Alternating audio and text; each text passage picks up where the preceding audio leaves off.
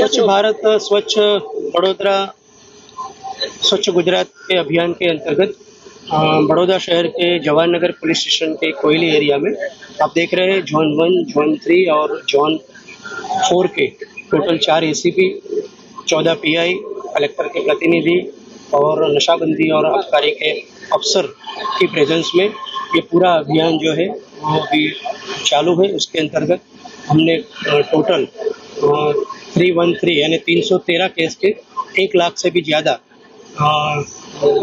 विदेशी दारू जो है उसकी बोतल का नाश के लिए प्रक्रिया कर रहे हैं।